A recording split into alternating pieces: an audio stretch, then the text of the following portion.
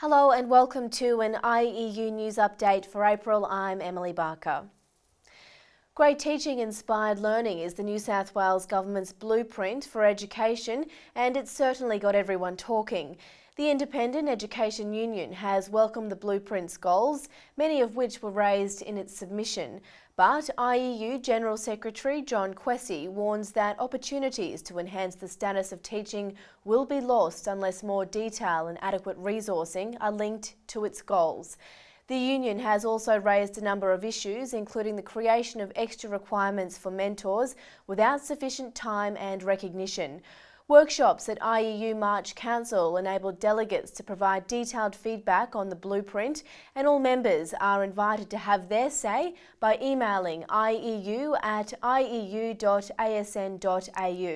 Visit the IEU website to find out more about this, and also enterprise agreement negotiations with the Catholic sector.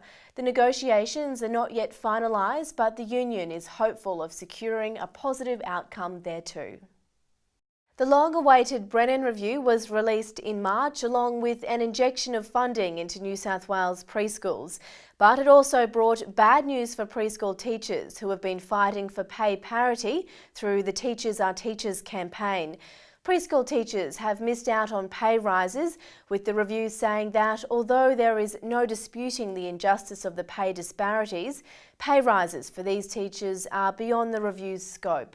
The New South Wales Government contributes far less for its preschool teachers than in other states, and they receive 20% less than their colleagues in primary schools. With more money due for allocation in June, now is the time to insist preschool teachers are paid fairly. Join the campaign's online community and find out the next steps at facebook.com/teachersareteachers. For a while there, it seemed that Gonski was Gonski, but with a new funding model, it is back from the brink. The IEU has welcomed adjustments which would see independent schools maintain present funding levels to be indexed each year.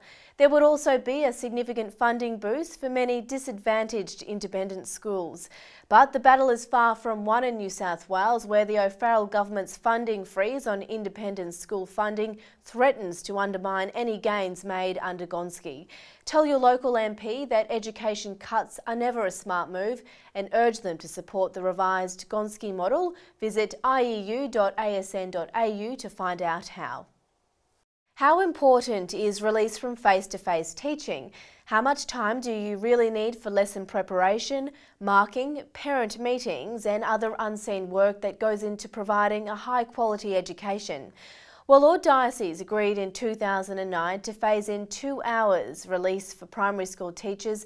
Some schools operated by the Lismore and Parramatta Catholic Education Officers seem to have forgotten. In both cases, there have been outbreaks of teachers being directed to use their release times in particular ways, ignoring teachers' rights to use their own discretion. The union says members fought too hard and for too long to win the 2 hours, and they will not stand by and watch it diminish. How will you be celebrating May Day on Sunday the 5th of May? If you would like to ride the IEU float in the Sydney May Day Parade, it's time to indicate your interest. The IEU has hired a double-decker red school bus for the event, but seats are limited. So email Anne-Marie at ieu.asn.au now to secure your place. Miss the bus? Well, join us for the street march and make this May Day an occasion to remember. For more information on these stories, including the latest professional development opportunities, read April's News Month and visit the website.